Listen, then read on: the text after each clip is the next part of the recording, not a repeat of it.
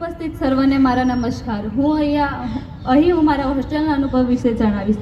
જ્યારે હું અહીંયા સૌપ્રથમ 9મા ધોરણમાં આવી હતી ત્યારે મને નહોતું ફાવતું। બીજા દિવસે હું ટ્યુશનમાં ગઈ ત્યારે બધા સરો મારા માટે નવા હતા અને હું એમના માટે નવી હતી। સમય જતાં સરોએ મને ઓળખી અને મેં સરોને ઓળખ્યા। સૌપ્રથમ અમારો લેક્ચર આપણે એસએસનો રહેતો હતો। 9મામાં પણ એસએસનો લેક્ચર અને 10મામાં પણ એસએસ લેક્ચર।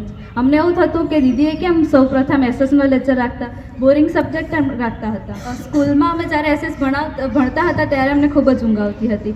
જ્યારે અમે આ સર જોડે એસએસ ભણ્યા ત્યારે બોરિંગ વિષય પણ મારા માટે સારો બની ગયો હતો। સર એસએસ ખૂબ જ સરસ ભણાવે છે। સરનો ગોવાનો ડાન્સ જોવાનું કોઈ ભૂલતા નહીં। ત્યારે વિક્રમ સર અમારેથી દૂર ગયા ત્યારે અમને એવું થતું કે હવે અમને પણ ભણાવશે। ત્યારે સંજય સરે અમારા પ્રિય સંજય સરે બધું જ સંભાળી લીધું હતું। જ્યારે બધા સરોનું કહેવું એવું હતું કે આ વખતની બેચ ખૂબ જ નબળી છે। ત્યારે સંજય સર અને વિક્રમ સરના એવા શબ્દ હતા કે આ વખતની બેચ સાથે કામ કરવાની ખૂબ જ મજા આવે છે। હવે હકીકત શું છે તે તો રિઝલ્ટ આવશે ત્યારે જ ખબર પડશે। જ્યારે વિક્રમ સર અમારાથી દૂર ગયા ત્યારે વિક્રમ સરને અમારા ભણતરની ખૂબ જ ચિંતા હતી, તેથી તેઓ નોકરીની રજા મૂકીને રવિવારે ટ્યુશનો લેવા માટે આવતા હતા। પરીક્ષાના આગલા દિવસે તેમણે 11 વાગ્યા સુધીના પણ ટ્યુશનો લીધા છે। ત્યાર પછી અમારો ઇંગ્લિશનો લેક્ચર હતો। ઇંગ્લિશ 1 થી 8 ધોરણમાં મારા માટે ખૂબ જ હાર્ડ વિષય હતો। ઇંગ્લિશ મને આવડતું ન હતું। ત્યારે પછી હું જ્યારે 9મામાં આ સર જોડે ઇંગ્લિશ ભણી ત્યારે હાર્ડ વિષય પણ મારા માટે ઇઝી બની ગયો હતો। ઇંગ્લિશ બોલવું એ મારા માટે ખૂબ જ હાર્ડ હતું, તો પણ આ સરે મને ઇંગ્લિશ શીખવાડ્યું અને હું ઇંગ્લિશ બોલતી થઈ। સર એવું કહેતા હતા કે મારું બેસ્ટ ઓફ લક તમને કોઈ કામ નહીં આવે। જો તમે મહેનત કરી હશે તો તમને તમારું ફળ મળશે જ। એકવાર સરે અમને 4 ઈમેલ તૈયાર કરવા માટે આપ્યા। બીજા દિવસે એ 4 ઈમેલ અમને કોઈ પણ એક ઈમેલ લખવા આપ્યો। એ ઈમેલ અમને આવડતો નહોતો, લખવું તો લખવું શું, તો પણ ગમે તે કરીને અમે ઈમેલ તો લખ્યો, પણ પછી સરે ચેક કરવા માંગ્યો।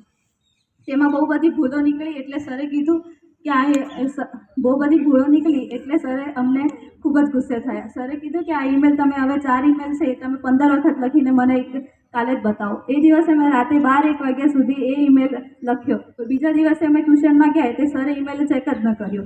ત્યારે અમને ખૂબ જ ગુસ્સો આવ્યો। સર કહેતા હતા કે હું રાક્ષસ જેવો છું, તેથી અમે સરનું નામ રાક્ષસ પાડ્યું હતું। ચોથો લેક્ચર અમારા સાયન્સનો રહેતો હતો। સાયન્સ એ અમારા માટે ખૂબ અઘરો વિષય લાગતો હતો। સર 9મામાં એવું કહેતા હતા કે આ રિઝલ્ટ ખરાબ આવવાથી હું ધોરણ 10માં નહીં ભણાવું,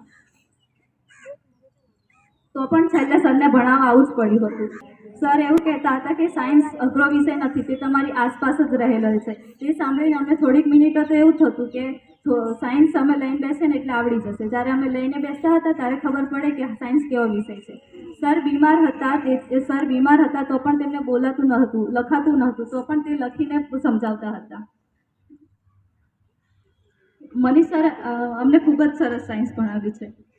મનીષ સર જ્યારે અમને સાયન્સના માર્ક આપતા હતા ત્યારે સલાહ સૂચન પણ આપતા હતા, તે અમને ક્યારેય નહીં ભૂલે। ત્યાર પછી અમારા હિરલ દીદી અને નૈલેશ સર તે અમારા દરેક બાબતનું ધ્યાન રાખતા હતા। જ્યારે કોઈ પણ સર ના આવ્યા હોય ત્યારે અમે ખૂબ જ અવાજ કરતા, ત્યારે એ ઉપર આવીને અમને કોઈ પણ કામ આપી દેતા। થોડીક વાર તો અમે ચૂપ રહેતા, પણ પાછા જેમ હતા ને એમ વાતો કરવા ચડી જતા।